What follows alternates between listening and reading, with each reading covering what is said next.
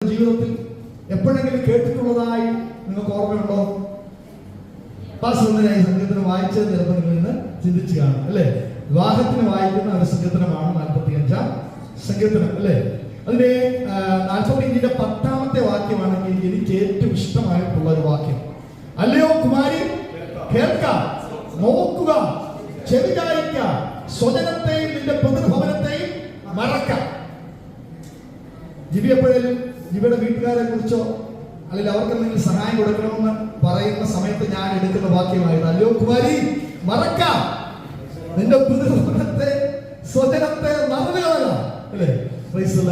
അങ്ങനെ വിവാഹത്തിന് വേണ്ടി വായിക്കുന്ന ഒരു സങ്കീർത്തനമാണെങ്കിലും 45-ന്റെ 7-8 വാക്യങ്ങൾ സിദ്ധിപ്പാനായിട്ടാണ് ഞാൻ ആഗ്രഹിക്കുന്നത്. ദൈവമേ, നീ നീതിയെ ഇഷ്ടപ്പെട്ട് ദുഷ്ടനെ ദേശിക്കുന്നു. അതുകൊണ്ട് ദൈവം നിന്റെ ദൈവം തന്നെ, നിന്റെ കൂട്ടുകാരിൽ ഫലമായി നിന്നെ ആനന്ദ തൈലം കൊണ്ട് അഭിഷേകം ചെയ്തിരിക്കുന്നു. കർത്താവിനെ കുറിച്ചുള്ള പ്രവചന ശബ്ദങ്ങളാണെങ്കിലും നമ്മുടെ ജീവിതത്തിൽ നമുക്ക് ഏറ്റെടുക്കുവാൻ പറ്റുന്ന ആലോചനകളാണ്. കൂട്ടുകാരിൽ ഫലമായി നമ്മെ ആനന്ദ തൈലം കൊണ്ട് അഭിഷേകം ചെയ്തിരിക്കുന്ന ദൈവം. നിന്റെ വസ്ത്രമെല്ലാം മൂറും ചന്ദനവും ലവംഗവും കൊണ്ട് സുഗന്ധമായിരിക്കുന്നു.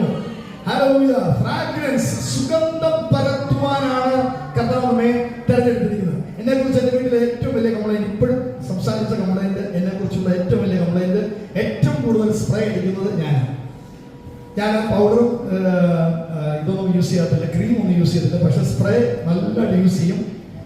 ഞാൻ വില കുറഞ്ഞ സ്പ്രേ മേടിക്കത്തുള്ളൂ, കാരണം 10 രൂപയുടെ സ്പ്രേ മേടിച്ച് ഒരാഴ്ച കൊണ്ട് ഞാൻ തീർക്കും. അപ്പോൾ ഫ്രാഗ്രൻസ്, സുഗന്ധം പരത്തുക. ഇവിടെ ഇതിന്റെ വസ്ത്രമെല്ലാം മൂടും ചന്ദനവും ലവംഗവും കൊണ്ട് സുഗന്ധമായിരിക്കുന്നു.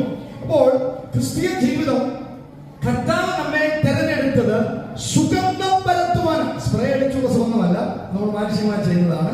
നമ്മുടെ സ്വഭാവം കൊണ്ട്, രീതികൾ കൊണ്ട്, പ്രവൃത്തികൾ കൊണ്ട് കർത്താവിനെ വെളിപ്പെടുത്തുന്ന ജനത്തിന്, സമൂഹത്തിന് നാം സുഗന്ധം പരത്തുന്നവരായി തീരണം. അതുകൊണ്ടാണ് ആനന്ദ തൈലം കൊണ്ട്, പരിശുദ്ധാത്മാവിനെ കൊണ്ട് ദൈവം നമ്മെ അഭിഷേകം ചെയ്തിരിക്കുന്നത്. നാം ഈ തലമുറയിൽ ജനത്തിന്റെ നടുവിൽ ഒരു സുഗന്ധമായി മാറണം. അതുകൊണ്ടാണ് 2 കൊരിന്ത്യർക്ക്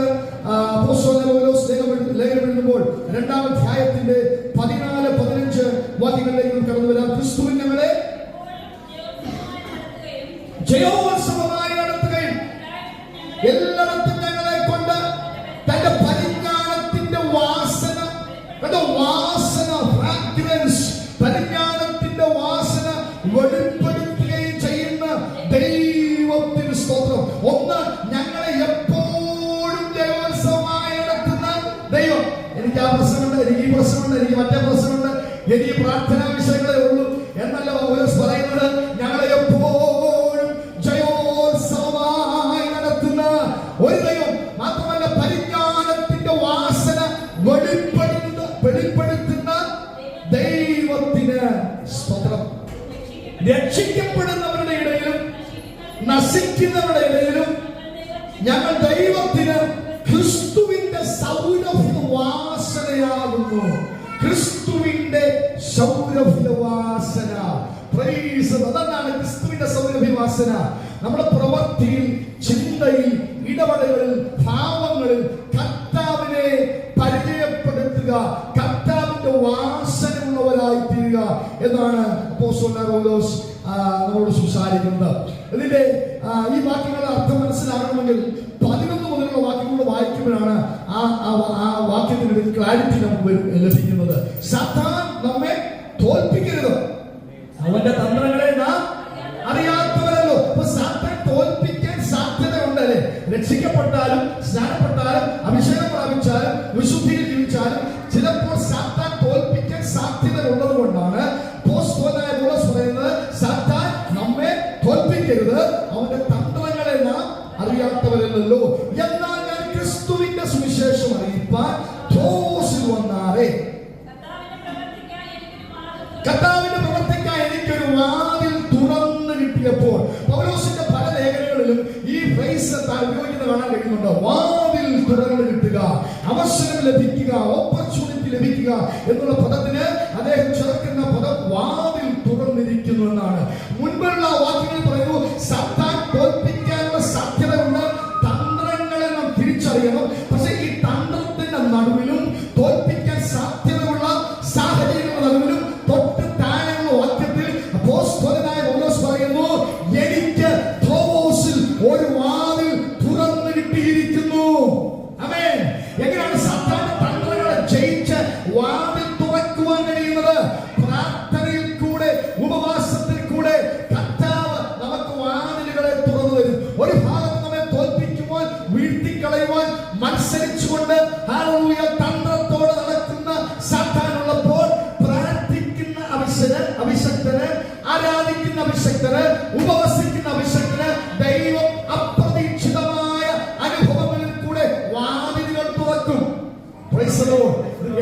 മാത്രം ഇരിക്കാതെ ആ വചനം ഒന്ന് റിസീവ് ചെയ്താട്ടെ. ആ വചനം കേൾക്കുക മാത്രമല്ല, എന്റെ ജീവിതത്തിൽ അതെന്ത് ചെയ്യണം? വിശ്വാസമായി പരിണമിക്കണം. ഇന്ന് രാത്രി ഒന്ന് വിശ്വസിക്കാട്ടെ. Hallelujah, hallelujah. കർത്താവ് എനിക്ക് വേണ്ടി ഒരു വാതിൽ തുറക്കുമെന്ന് വിശ്വസിച്ചാട്ടെ. അടഞ്ഞ മണ്ഡലങ്ങളൊക്കെ മാറ്റി ദൈവം അപ്പോസ്തലനായ പൗലോസിന് വേണ്ടി സാത്താന്റെ തണ്ടനങ്ങളുടെ നടുവിൽ തോൽപ്പിക്കപ്പെടുന്ന അവസ്ഥകളുടെ നടുവിൽ അവന് വാതിൽ തുറന്നു കൊടുത്തെങ്കിൽ, ഇന്ന് ദൈവസഭ പ്രാർത്ഥിക്കുന്നെങ്കിൽ ദൈവസഭയ്ക്കും വാതിൽ തുറന്നു തരുവാൻ അവൻ ശക്തനാണ്. സഭയ്ക്ക് വേണ്ടി വാതിൽ തുറക്കുവാൻ, കുടുംബത്തിന് വേണ്ടി വാതിൽ തുറക്കുവാൻ, ജോലി മേഖലകളിൽ വാതിൽ തുറക്കുവാൻ, സൗഖ്യത്തിന്റെ മേഖലകളിൽ വാതിൽ തുറക്കുവാൻ ഇന്ന് രാത്രി നമ്മുടെ ദൈവം ശക്തനാണ്. പ്രാർത്ഥനയിലൂടെ സാധിക്കും. ഹല്ലേലൂയ. ലൂക്കോസ് വിശേഷത്തിലേക്ക് നമുക്ക് വരാം. ലൂക്കോസ് വിശേഷം 11-ാം അധ്യായത്തിന്റെ 21-22 വാക്യങ്ങൾ കർത്താവ് പിശാചിനെ കുറിച്ച് പറയുന്ന ചില പദങ്ങളുണ്ട്. ലൂക്കോസ് വിശേഷം 11-ാം അധ്യായം 21-22.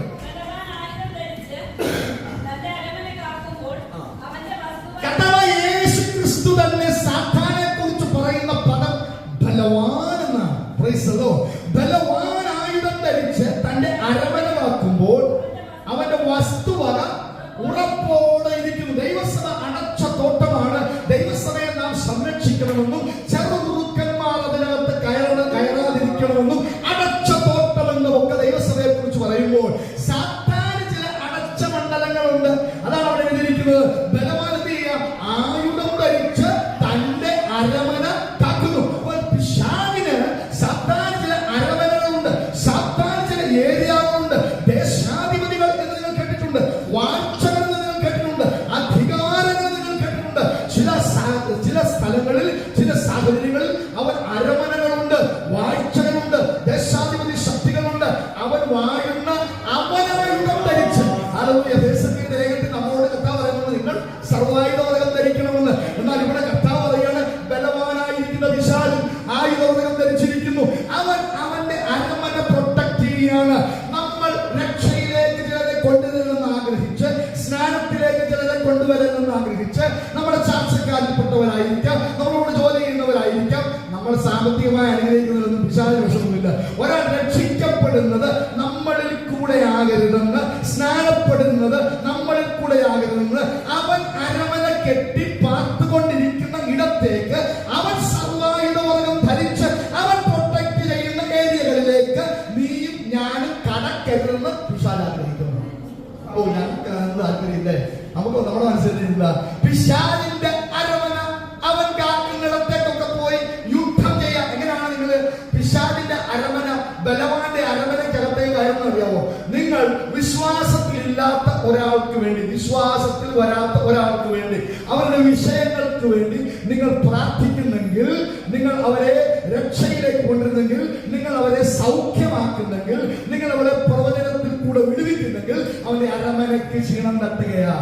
Price the Lord. ആഗ്രഹിക്കുന്നവരുണ്ടോ? അങ്ങനെയുള്ള വിടുതലൊക്കെ മതി. Praise the Lord. എന്നാൽ എന്റെ കൂടെ ഉള്ള ഞാൻ സംസാരിക്കുന്ന ചിലർ കൂടെ അവന്റെ പ്രൊട്ടക്ഷനിൽ നിന്ന് പുറത്തു വരണമെന്ന്, അവന്റെ കാക്കപ്പടലിൽ നിന്ന് പുറത്തു വരണമെന്ന് ദൈവസഭ ഒന്ന് കൊതിച്ചാട്ടെ. അതിനൊരു വഴി കർത്താവ് തൊട്ട് താഴെയുള്ള വാക്കിന് പറഞ്ഞിട്ടുണ്ട്. ശ്രദ്ധിച്ചാട്ടെ. എന്താ? അവൻ ബലവാനാണ്, അവൻ ആയുധങ്ങൾ ധരിച്ചിട്ടുണ്ട്, അവൻ അരമനമാക്കുന്നു, അവന്റെ കയ്യിൽ ചില വ്യക്തികളുണ്ട്, അവൻ ചില ഏരിയകൾ, അവന്റെ സ്ഥലങ്ങളാണ്. നോക്കണേ, റിസോഴ്സ് പട്ടണത്തിൽ ചെന്നപ്പോൾ പൗലോസ് വളരെയധികം ഭാരപ്പെട്ടു. എന്നാൽ പൗലോസിന്റെ പ്രാർത്ഥനയിൽ ആ പട്ടണം വിടുവിക്കപ്പെട്ടു. മന്ത്രവാദികൾ തങ്ങളുടെ പുസ്തകങ്ങൾ കൊണ്ടുവന്ന് കത്തിച്ചു കളയുവാനിടയായിരുന്നു. അഭിഷക്തൻ കാൽവച്ചപ്പോൾ, അഭിഷക്തൻ പ്രാർത്ഥിച്ചു തുടങ്ങിയപ്പോൾ, അഭിഷക്തൻ ഉപവസിച്ചു തുടങ്ങിയപ്പോൾ മന്ത്രവാദികൾ വില കൂടിയ, ലക്ഷക്കണക്കിന് വില കൂടിയ അവരുടെ പുസ്തകങ്ങൾ കൊണ്ടുവന്ന് കത്തിച്ച് മാനസാന്തരപ്പെടുവാനിടയായിത്തീർന്നു. പട്ടണത്തെ കുറിച്ച് പഠിക്കുമ്പോൾ നാം കാണുന്നുണ്ട്, അവരുടെ വലിയ ദേവിയെ, അവരുടെ ശക്തിയെ ക്ഷയിപ്പിച്ചുകൊണ്ടുള്ള ഒരു ദൈവപ്രവൃത്തി പൗലോസിൽ കൂടെ സംഭവിച്ചത് കാണാൻ കഴിയുന്നുണ്ട്. എങ്ങനെയാണ് ജനം വിടുവിക്കപ്പെടുന്നത്? ഈ ബലവാൻ കെട്ടിയിരിക്കുന്ന കെട്ടിന്റെ നടുവിൽ, അരമന കാക്കുന്നതിന് നടുവിൽ നമുക്കൊരു ദൈവിക പദ്ധതിയുണ്ട്, നമ്മെ കുറിച്ചുള്ള ഉദ്ദേശമുണ്ട്. അതാണ് താഴെ എഴുതിയിരിക്കുന്നത്. എന്നാൽ അവനിലും ബലവാനായവൻ അവനെ ജയിച്ചുവെങ്കിലോ, മഹത്വത്തിന്റെ വ്യത്യാസയായ ക്രിസ്തു നമ്മളിൽ വസിക്കുന്നു. ലോകത്തിൽ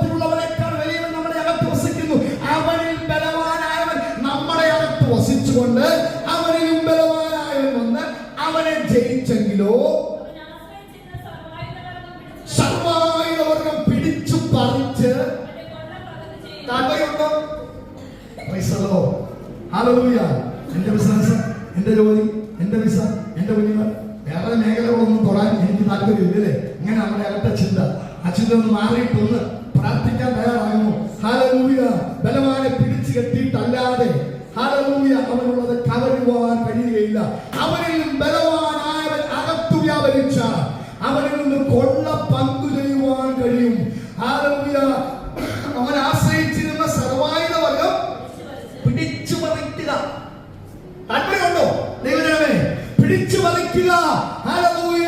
ദാവീദിന്റെ ആടുകളെ ഹല്ലേലൂയ ഈ മൃഗങ്ങൾ അല്ലെ, സിംഹവും കരടിയും വന്ന് പറഞ്ഞില്ല, അവന്റെ വായിക്കകത്ത് നിന്ന് തന്റെ നന്മയെ പിടിച്ച് പറിച്ചു അല്ലെ. അഭിഷേകത്തിന്റെ ശക്തി കൈയടിച്ച് ആരാധിക്കാൻ മാത്രമല്ല, സഭയിൽ ആത്മാവ് നിറയാൻ മാത്രമല്ല, ശത്രു കൊണ്ടുപോകുന്ന മണ്ഡലങ്ങളെ തിരിച്ചു പിടിക്കുവാൻ, പിടിച്ചു പറിക്കുവാൻ ഒരു അഭിഷേകം ദൈവം നമ്മളെ തന്നിട്ടുണ്ട്. എത്ര വിശ്വസിക്കുക? പിടിച്ചു പറിക്കുന്ന ഒരു അഭിഷേകം ഒന്ന് വിശ്വസിച്ചാട്ടെ. പിടിച്ചു പറിക്കുന്ന ഒരു അഭിഷേകം. ഹല്ലേലൂയ. സിംഹത്തിന്റെ കരടിയുടെയും വായ്ക്കകത്ത് നിന്ന് തിരികെ പ്രാപിക്കുന്ന ഒരു അഭിഷേകം. അനലിയെ കുടഞ്ഞ തീയിൽ കളയുന്ന ഒരു അഭിഷേകം. ഹല്ലേലൂയ. Praise the Lord. കൊന്നുന്ന കുന്തിരണ്ടെന്ന ക്രമത്തിൽ പച്ചത്താടിയിൽ കൊണ്ട് ഫെലിസ്ത്യരെ മുടിക്കുന്ന ഒരു അഭിഷേകം വേണോ? താല്പര്യമുണ്ടോ ദൈവസഭയ്ക്ക്? അത് തരുവാൻ ദൈവം ശക്തനാണ്. സമയം പോകുന്ന എനിക്കറിയാം. 1 കൊരിന്ത്യർ 16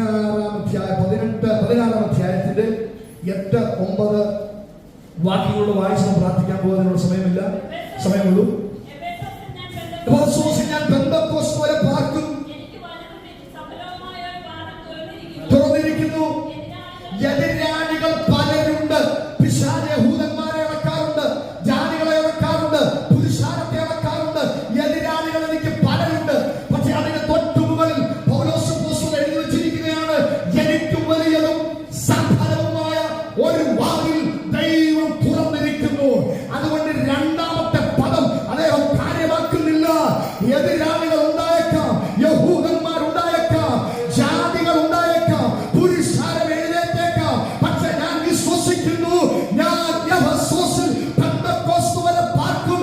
കാരണം ദൈവം എനിക്ക് വേണ്ടി ഒരു വാതിൽ, അത് സഫലമായ വാതിലാണ്. ഇന്ന് രാത്രി വിശ്വസിക്കാമോ? ദൈവജനം വിശ്വസിക്കാമോ? എനിക്ക് നിരവധി പ്രശ്നങ്ങളുണ്ട്. ജോലിയിൽ, ബിസിനസ്സിൽ, കുടുംബത്തിൽ, തലമുറയുടെ വിഷയത്തിൽ എനിക്ക് പ്രശ്നങ്ങളുണ്ട്, എതിരുകളുണ്ട്. പക്ഷെ ഞാൻ വിശ്വസിക്കുന്നു, ദൈവം എനിക്ക് വേണ്ടി വാതിൽ തുറക്കും. സഫലമായ ഒരു വാതിൽ, വിശാലമായ ഒരു വാതിൽ. ഞാനത് വിശ്വസിക്കുന്നത് എത്ര പേർക്ക് പറയാൻ കഴിയും? ദൈവസിദ്ധമാണ്. കാരണം ദൈവസിദ്ധത്തെ ആരാധിക്കാൻ പോവുകയാണ്. പ്രവൃത്തികളുടെ പുസ്തകം 14 അധ്യായത്തിന്റെ 27 വായിച്ചു എഴുന്നേറ്റു. പ്രവൃത്തികളുടെ പുസ്തകം 14 അധ്യായത്തിന്റെ 27 വാക്യങ്ങൾ വായിച്ച് നാം ചേർന്ന് പാടി കർത്താവിനെ ആരാധിക്കാൻ പോകുന്നു. അവിടെ എത്തിയ ശേഷം സഭയെ ഒരുമിച്ച് കൂട്ടി ആ പദസതിക ദൈവം ഞങ്ങളോട് കൂടെ ഇരുന്നു ചെയ്തതൊക്കെയും. എന്തോ അത്ഭുതകരമായ വാക്യമാണ്. ദൈവം അവരോട് കൂടെ ഇരുന്നു ചെയ്തത്. സ്വന്തം ശക്തിയാലല്ല, സ്വന്തം കഴിവാലല്ല, സ്വന്തം ബലത്താലല്ല. അപ്പോസ്തലൻ പൗലോസ് പറയുകയാണ്, ജ്ഞാനത്തിന്റെ വശീകരണ വാക്കുകളല്ല ഞങ്ങൾ സംസാരിക്കുന്നത്. ഹല്ലേലൂയ. ആത്മാവിന്റെയും ശക്തിയുടെയും പ്രദർശനങ്ങളെ ഞങ്ങളുടെ ശുശ്രൂഷയിൽ വെളിപ്പെടുന്നത്. ഹല്ലേലൂയ. അതുകൊണ്ട് ദൈവം ഞങ്ങളോട് കൂടെ ഇരുന്നു ചെയ്ത ചില കാര്യങ്ങൾ അതൊക്കെ പൗലോസ് വിശദീകരിക്കുകയാണ്. മാത്രമല്ല ഒരു വാതിൽ കൂടെ എഴുതിയിരിക്കുന്നു. ഹല്ലേലൂയ. ജാതികൾക്ക് വിശ്വാസത്തിന്റെ വാതിൽ തുറന്നു കൊടുത്തത് അറിയിച്ചു. യഹൂദന്മാർക്ക് മാത്രമല്ല, ജാതികൾക്ക് കൂടെ വിശ്വാസത്തിന്റെ വാതിൽ. നാം ചേർന്നുമായി കർത്താവിനെ ആരാധിക്കാൻ പോവുകയാണ്. ഇന്ന് രാത്രി ഒന്ന് വിശ്വസിച്ചാട്ടെ. അല്പസമയം നമുക്ക് ചിന്തിക്കാനുള്ളായിരുന്നു. എന്നാൽ ഈ അല്പസമയത്തിനുള്ളിൽ ഒന്ന് ചിന്തിച്ചാട്ടെ, ഒന്ന് വിശ്വസിച്ചാട്ടെ. ആ എതിരുകൾ പലതുണ്ട് എന്റെ ജീവിതത്തിൽ, പ്രതിസന്ധികൾ എന്റെ ജീവിതത്തിൽ പലതുണ്ട്. പക്ഷേ ഇനി എന്റെ ഭാവിയിലും പിശാച് ബലത്തോടെ അരവന കെട്ടി പാർക്കുന്ന, ആ ഉറപ്പിക്കുന്ന സർവായുധവർഗം ധരിച്ച് അവൻ കാക്കുന്ന വിഷയങ്ങൾ എന്റെ ഭാവി ജീവിതത്തിൽ ഉണ്ടായിരിക്കാം. എന്നാൽ പിടിച്ചു മറിക്കുന്ന ഒരു അഭിഷേകം ഇന്ന്